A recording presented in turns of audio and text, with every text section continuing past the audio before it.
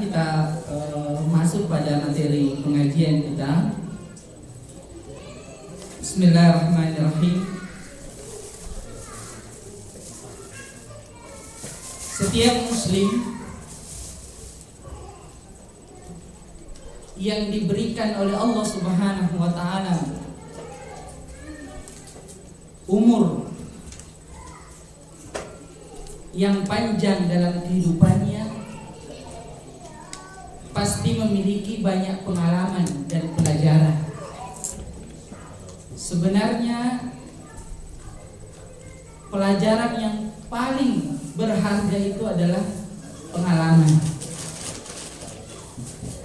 Tapi tidak mesti kita harus terjatuh di lubang di mana orang lain terjatuh baru kemudian kita merasakan sakitnya.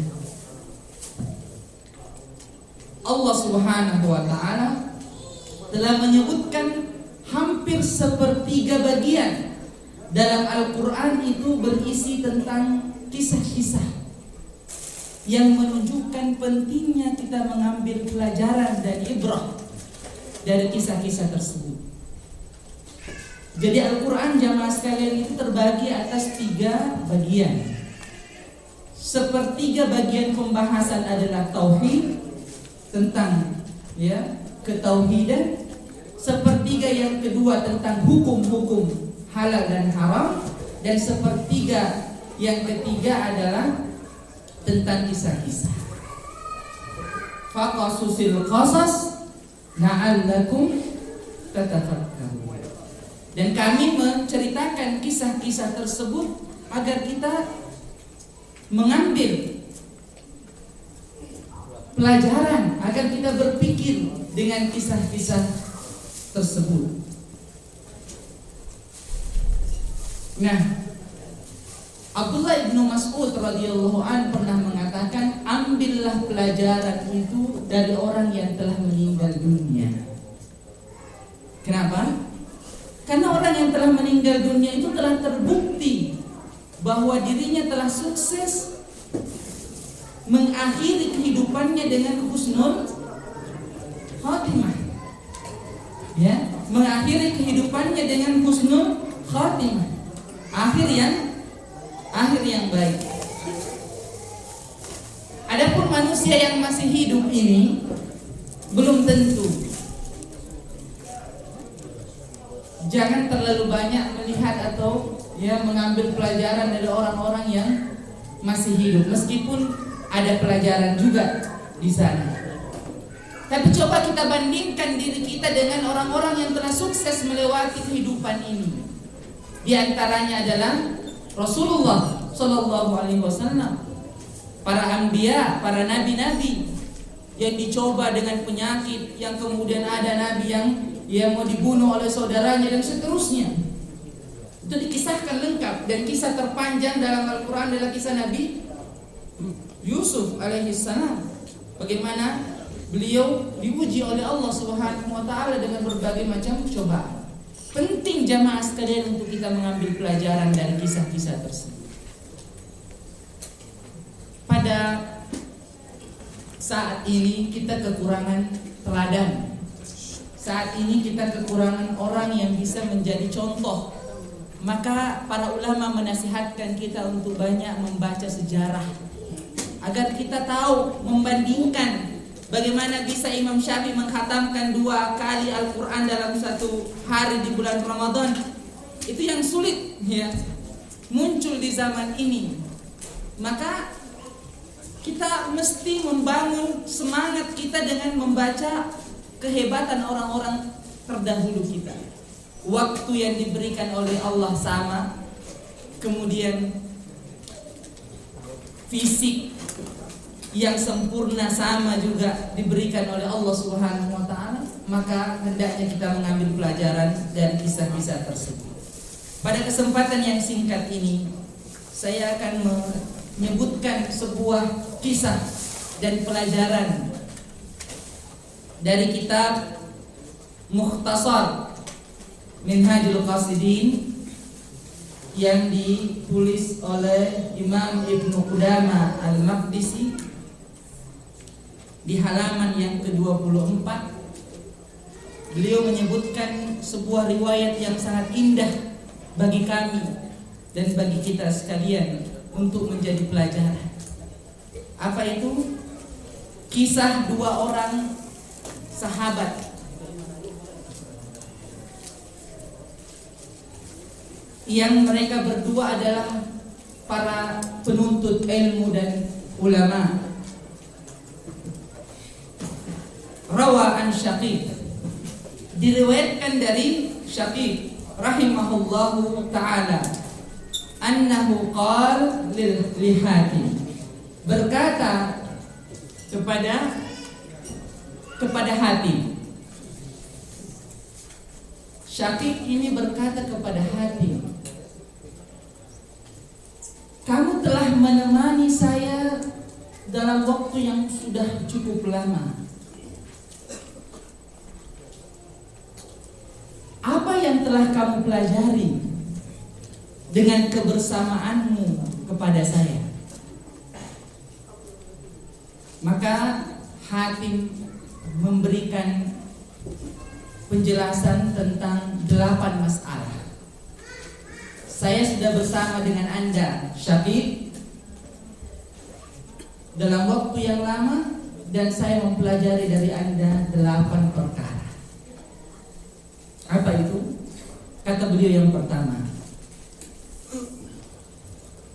saya telah melihat begitu banyak manusia. Ini perjalanan hidup ini.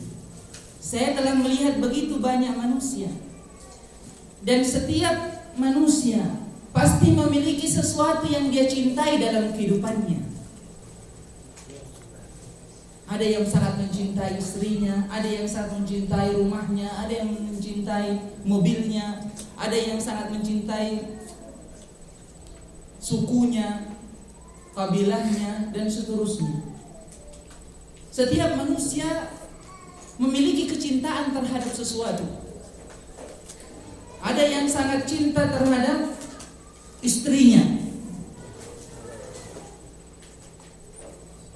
Macam-macam kecintaan manusia. Tapi kata beliau, Hatim ini,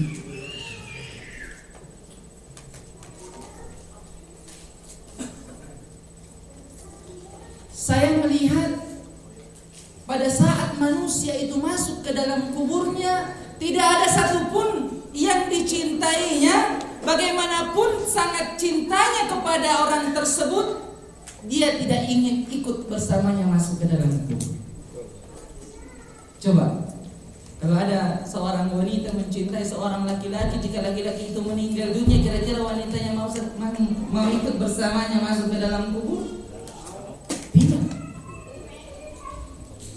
Mobil yang kita cintai itu akan dikubur bersama kita di dalamnya, di dalam kubur itu? Tidak.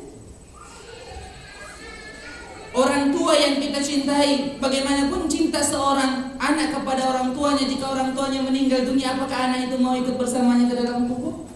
Tidak. Kata beliau Hatim ini, kalau begitu, yang menjadi orang yang paling saya cintai, atau sesuatu yang paling saya cintai, adalah yang mau bersama-sama saya masuk ke dalam kubur. Maka saya jadikanlah amal soleh saya sebagai yang paling pertama dalam kecintaan saya, karena dialah yang akan menemani saya masuk ke dalam kubur. Jemaah sekalian, tidak ada yang tinggal di dunia ini kecuali semua akan pergi meninggalkan kita jikalau kita telah masuk ke dalam kubur. Maka bersiaplah dengan teman, sahabat yang setia menemani kita dan memperjuangkan kita. Siapa dia? Dialah amal soleh. Kata Imam Bukhari dalam haditsnya yang diriwayatkan dari Abu Hurairah, bahwa amal itu akan muncul di dalam kubur menjadi sosok manusia. Jika amalnya baik, maka muncul sosok yang indah di sampingnya. Dan berkatalah manusia itu, wahai malaikat, siapakah manusia yang sangat indah ini, manusia yang harum baunya ini? Kemudian malaikat mengatakan, dia adalah amal solehmu dan akan menemani engkau sampai datangnya hari kiamat. Begitu pula muncul sosok manusia yang begitu mengerikan, baunya bau yang sangat busuk. Kemudian berkata penghuni kubur itu, siapa dia wahai malaikat? Bau yang sangat busuk menjijikkan dengan wajah yang begitu buruk. Kemudian malaikat mengatakan, dialah amal burukmu dan dialah yang akan menemanimu sampai datangnya hari kiamat. Waliyahullah. Jemaah sekalian, kata Hatim, maka saya jadikan amal soleh saya sebagai nomor pertama yang saya cintai, karena dialah yang mau ikut bersama saya masuk ke dalam. Maka kecintaan kepada orang tua, kecintaan kepada mobil, harta, kecintaan kepada pekerjaan tidak boleh melalaikan saya dari amal soleh. Karena apa? Karena amal soleh lah yang mau bersama-sama saya masuk ke dalam. Banyak jamaah sekalian, gara-gara ya seorang wanita, istrinya menggodanya, akhirnya dia tinggalkan sholat berjamaah. Banyak jamaah sekalian, karena dia tergoda dengan pekerjaan sampai dia terlambat bahkan sholat di akhir waktu. Waliyahullah. Yang seperti ini kecintaannya gagal dan dia akan menyesal. Hatta zurtumul maqabir, kata Allah Subhanahu wa taala dalam Al-Qur'an, ya. Orang-orang itu akan tahu kalau dia sudah sampai ke dalam kubur, bagaimana harta itu, ya, dia akan tinggalkan. Bagaimana harta itu membinasakan dirinya, bagaimana kemewahan dunia ini akan membinasakan dirinya. Nanti di kubur baru mereka akan tahu. Kemudian yang kedua, kata Hatim, pelajaran yang saya ambil dari kehidupan ini, manusia melampiaskan syahwatnya. Mereka bersemangat untuk mendapatkan makanan, minuman karena ingin melampiaskan syahwat perutnya. Mereka sampai menempuh jalan-jalan yang dilarang oleh Allah Subhanahu wa taala, berupa kemaksiatan, mencuri dan seterusnya, sampai sogok menyogok, ingin melampiaskan nafsunya, syahwat perutnya untuk makan dan minum. Ada manusia yang kemudian dia berzina untuk melampiaskan syahwat kemaluannya. Jamaah sekalian, kata beliau, manusia kehidupannya banyak melampiaskan hawa nafsu dan syahwat. Tapi setelah saya melihat firman Allah Subhanahu wa taala dalam surah An-Naziat,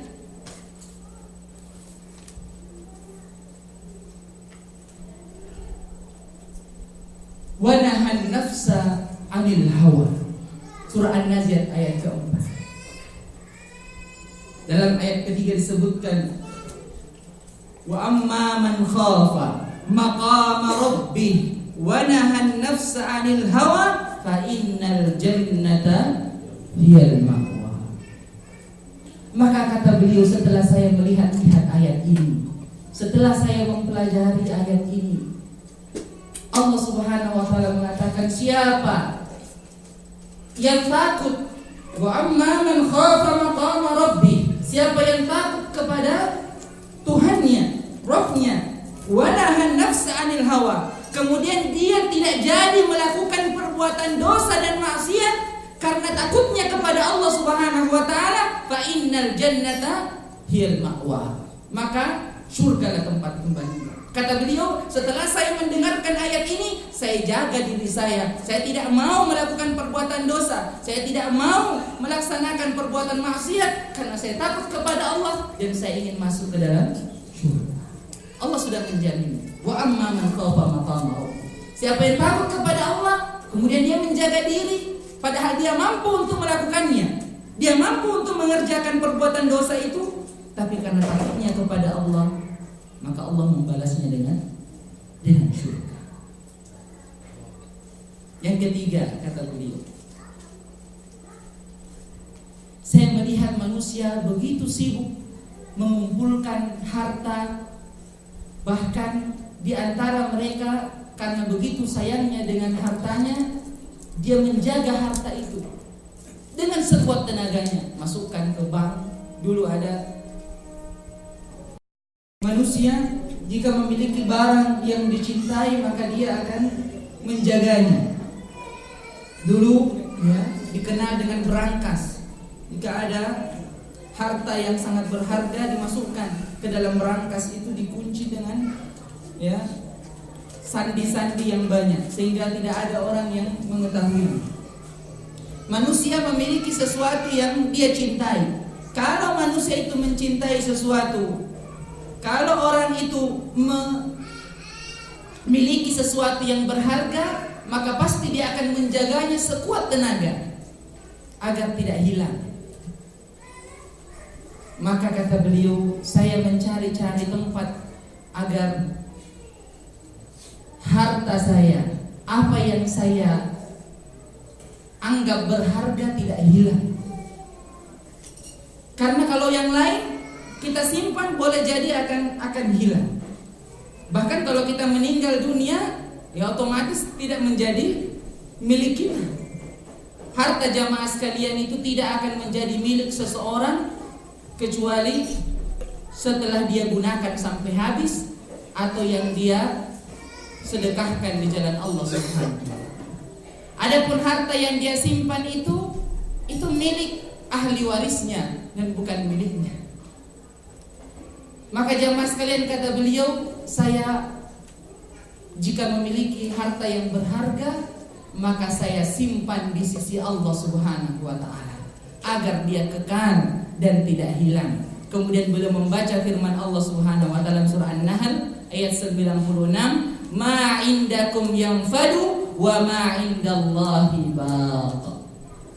Tidak ada di sisi manusia itu kecuali akan pergi dan hilang semuanya, dan yang ada tinggal kekal adalah apa yang ada di sisi Allah Subhanahu wa taala. Jadi kalau dia simpan di bank hartanya karena nanti bisa menjadi warisan untuk keturunannya, itu akan pergi meninggalkan dirinya. Tapi jika harta itu dia sumbangkan di jalan Allah Subhanahu wa taala, itulah yang kekal. Maka kata beliau, semua harta saya yang berharga saya serahkan untuk Allah Subhanahu wa taala. Ma indakum yanfadu wa ma indallahi baq. Apa yang ada di sisi manusia semuanya akan pergi dan sirna, dan apa di sisi Allah Subhanahu wa taala itulah yang tinggal bersama kita. Kullu man 'alaiha fan wa abqa wajhu rabbika dzul jalali wal ikram. Semua yang ada di dunia ini akan binasa dan sirna, dan yang tinggal hanyalah wajah Allah Subhanahu wa taala. Maka jangan simpan-simpan barang berharga kita, Bapak dan Ibu sekalian, kecuali kita telah yakin dia akan bersama kita di sisi Allah nanti. Maka sumbangkan dia, manfaatkan dia sebaik-baiknya di jalan Allah Subhanahu wa taala. Kalau kita simpan-simpan, dia akan sirna dan akan menjadi penyesalan bagi kita. Pelajaran yang keempat dari beliau, kata beliau, saya melihat kebanyakan manusia, mereka membangga-banggakan keturunan, menjadikan dia mulia karena keturunannya, menjadikan manusia itu bersemangat mencari harta karena bisa mulia dengan hartanya. Banyak manusia yang berburu titel gelar karena ingin mulia dengan gelarnya. Tapi saya melihat itu semua, kata beliau, hanya perhiasan-perhiasan dunia saja. Setelah saya mengamati firman Allah dalam surah Al-Hujurat ayat 31, ayat 13, inna akramakum indallahi atqakum. Setelah saya melihat ayat ini, kata beliau, maka saya tidak menjadikan harta itu untuk memuliakan saya. Saya tidak menjadikan jabatan itu sebagai tolak ukur kemuliaan saya. Tapi saya akan berburu, berusaha, bersemangat untuk mendapatkan ketakwaan itu. Karena ketakwaan itulah yang memuliakan saya. Pelajaran yang kelima, kata beliau, saya melihat manusia saling benci-membenci antara satu dengan yang lainnya, saling hujat-menghujat, iri. Temannya mendapatkan nikmat dia iri, Orang lain mendapatkan ya, rezeki, dia iri. Mereka manusia itu saling iri karena rezeki yang ada dimiliki oleh orang lain. Temannya mendapatkan gaji yang lebih banyak dari dirinya, dia mengatakan, aduh, majikan saya ini memang gibah lagi dengan majikan. Wah, saya ini memang ya sudah berpuluh-puluh tahun Anda baru diterima. Kemarin gajinya sudah sekian, saya sudah lama gaji saya masih seperti. Dengan perasaan iri yang ada dalam hati. Wah, kalau seperti ini jamaah sekalian, maka kehidupan kita tidak akan tenang.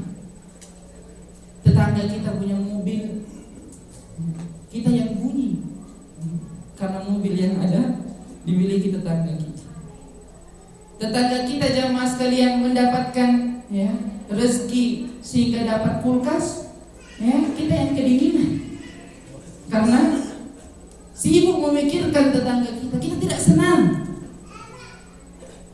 Jamaah sekalian, kata beliau, setelah saya membaca firman Allah dalam surah Az-Zukhruf ayat 32, Allah mengatakan, nahnu qasamna bainahum ma'isyatahum fil hayati dunya, kata Allah, kami telah membagi-bagi penghidupan mereka di dunia. Rezeki mereka telah kami bagi. Setelah saya baca firman Allah ini, kata beliau, saya tidak pernah merasa iri dengan manusia. Saya tidak pernah hasad lagi dengan manusia. Karena apa? Allah lah yang membagi-bagi rezeki dan penghidupan. Dan Allah telah membaginya. Di sini Allah menggunakan fi'il madhi yang belajar bahasa Arab. Nahnu qasamna, sudah selesai dibagi itu. Kami sudah membagi-bagi penghidupan. Nahnu qasamna bainahum ma'isyatahum fil hayati dunia. Kami sudah bagi-bagi penghidupan mereka di dunia. Lalu buat apa Bapak sekalian kita iri? Tidak ada manusia yang mengambil rezeki orang. Ini harus menjadi catatan bagi kita. Tidak ada satupun teman yang mengambil rezeki kita, meskipun kita kerja di tempat yang sama, meskipun ya kita kelihatannya menunjukkan ada tanda-tanda bahwa teman kita itu mendahului kita sehingga kita terlambat tidak mendapatkan rezeki, itu tidak, jamaah sekalian. Itu berarti bukan rezeki kita, dan tidak ada satupun manusia yang mengambil rezeki orang lain. Maka buat apa kita iri? Allah sudah bagi-bagi seperti ini. Tinggal bagaimana kita berbuat dan beramal sehingga kita mendapatkan kemuliaan dengan pembagian. Siapa yang ridho dengan pembagiannya? Apakah Nabi itu kaya terus? Tidak, jamaah sekalian. Bahkan dikatakan Nabi itu miskin, dan beliau kadang tidak merasakan kenyang. Kenapa? Bahkan lebih sering merasakan lapar karena kemiskinan, jamaah yang berbahagia. Itu manusia yang paling mulia. Tapi apa? Beliau ridho dengan kemiskinan itu. Bahkan lebih memilih kemiskinan itu dibandingkan kekayaan. Karena apa? Karena itu lebih mendekatkan dirinya kepada Allah. Siapa yang diberi rezeki banyak, ridholah dengan rezeki itu dan bertakwalah kepada Allah. Siapa yang diberi rezeki sedikit, ridholah dengan rezeki itu dan bertakwalah kepada Allah. Bukan masalah kaya dan miskin yang menjadikan kita yang mulia, tapi ketakwaan itulah yang menjadikan kita mulia. Kemudian pelajaran berikutnya, ya, dari beliau, pelajaran yang ke-6, ketiga dari terakhir. Saya melihat manusia itu bertengkar antara satu dengan yang lainnya, bermusuh-musuhan, saling memboikot antara satu dengan yang lainnya karena satu persoalan, gara-gara tanah, gara-gara ya pagar, gara-gara daun yang jatuh, ya pohon tetangganya, gara-gara ya sampah dan seterusnya. Manusia ini sering bermasalah dengan yang lainnya disebabkan karena kehidupan kita saling berinteraksi atau menjalin hubungan. Di mana-mana manusia kalau berinteraksi pasti ada gesekan, ada ketersinggungan dan sebagainya. Tapi kata beliau, setelah saya membaca firman Allah Subhanahu wa taala dalam surah Fatir ayat 6, "Inna syaitana lakum aduwwun fattakhiduhu aduwwa. Sesungguhnya syaitan itulah musuhmu, maka jadikan syaitan itulah musuh kalian. Maka setelah saya baca firman Allah ini, kata beliau, saya tidak mau lagi bermusuhan dengan manusia. Setelah saya membaca firman Allah Subhanahu wa taala ini, saya tidak mau menjadikan manusia siapapun musuh saya. Saya akan menjadikan syaitan itulah sebagai musuh bagi saya. Maka saya tidak mau bermasalah dengan orang. Saya tidak mau mencari-cari persoalan dengan orang lain, dan kemudian selalu menjalin hubungan yang baik, karena musuh kita adalah syaitan. Kemudian berikutnya jamaah sekalian, pelajaran yang kedua dari terakhir, beliau mengatakan manusia bersusah payah, bahkan menghabiskan waktunya untuk mencari rezeki, karena takut, khawatir dirinya tidak bisa hidup di dunia ini dan tidak bisa makan. Sampai-sampai dia tidak peduli dengan waktu sholat, tidak lagi peduli dengan halal haram, semuanya disikat. Katanya, ya, yang haram saja susah, Ustaz, apalagi yang mana? Semuanya disikat karena begitu khawatirnya dengan kehidupan dunia ini. Kemudian, ya kata beliau, setelah saya mengamati manusia dengan model yang bermacam-macam itu, saya perhatikan firman Allah Subhanahu wa taala dalam surah Hud ayat 6, "Wa ma min dabbatin fil ardi illa 'alallahi rizquha." Tidak ada binatang yang merata di dunia itu kecuali telah dijamin rezekinya oleh Allah Subhanahu wa taala. Kalau binatang saja dijamin rezekinya, lalu kenapa saya tidak yakin kepada Allah Subhanahu wa taala bahwa Allah menjamin rezeki saya? Maka saya tidak perlu menempuh cara-cara yang tidak dibenarkan oleh agama, dan saya memilih jalan yang benar, jalan yang halal, karena rezeki itu sudah dijamin oleh Allah. Binatang saja dijamin, apalagi kita manusia yang hidup ini. Maka tidak perlu khawatir, dan tidak ada kekhawatiran lagi setelah saya membaca firman Allah ini. Kemudian yang terakhir, pelajaran dari beliau, saya melihat manusia itu menyerahkan urusannya dan membanggakan atau menyandarkan dirinya pada kekuatan fisiknya, kekuatan tubuhnya. Saya melihat manusia menyandarkan urusannya pada majikannya, atau pada anaknya yang pejabat, atau ada keluarganya yang menjadi pemerintah atau penguasa di suatu tempat. Atau dia menyandarkan dirinya dengan harta yang dimiliki, dia bisa mengambil atau mendapatkan sesuatu apapun yang dia inginkan. Manusia bertawakal kepada barang-barang atau orang-orang tertentu. Tapi saya mengingat firman Allah Subhanahu wa taala, "Wa man yatawakkal 'ala Allah fahuwa hasbuh. Innallaha balighu amrih. Qad ja'alallahu likulli syai'in qadra." Bertakwalah kepada Allah. Siapa yang bertakwa kepada Allah, maka cukup baginya itu. Sesungguhnya Allah Subhanahu wa taala telah mengatur semua urusan. Allah Subhanahu wa taala telah berkuasa mengatur semua urusan dan telah menetapkan urusan itu sesuai dengan ketetapannya. Maka kenapa kita bertawakal, berpasrah, menyandarkan sesuatu kepada selain Allah Subhanahu wa taala? Kenapa kita tidak menyerahkan urusan kita kepada Allah Subhanahu wa taala? Kisah Nabiullah Ibrahim alaihissalam menjadi pelajaran. Waktu dibakar di dalam api, ditawari oleh malaikat untuk menolongnya. Lalu kemudian Nabi Ibrahim mengatakan, "Jika itu darimu saya tidak butuh, tapi jika dari Allah Subhanahu wa taala, maka Allah lah tempat saya untuk bersandar." Kemudian beliau membaca, "Hasbunallah wa ni'mal wakil." Cukuplah Allah Subhanahu wa taala sebagai penolongku, pelindungku. Maka Allah Subhanahu wa taala menjadikan api itu dingin dan menjadi rahmat bagi Ibrahim. Maka jamaah sekalian, demikianlah kehidupan ini. Jangan bersandar kepada makhluk, karena makhluk tidak bisa berbuat apa-apa. Sampai-sampai Nabi Muhammad SAW berpesan, jika sekiranya manusia berkumpul dan jin juga berkumpul untuk mencelakakan kita kita, maka niscaya mereka tidak akan mampu mencelakakan kita kecuali apa yang ditetapkan oleh Allah Subhanahu wa taala untuk kita. Maka buat apa kita datang ke dukun yang tidak memiliki kemampuan apa-apa? Buat apa kita meminta kepada manusia berpangkat lebih tinggi memang kelihatannya, tapi pun tidak bisa berbuat apa-apa kecuali atas izin Allah Subhanahu wa taala. Mengeluh kepada manusia jamaah sekalian hanya membuat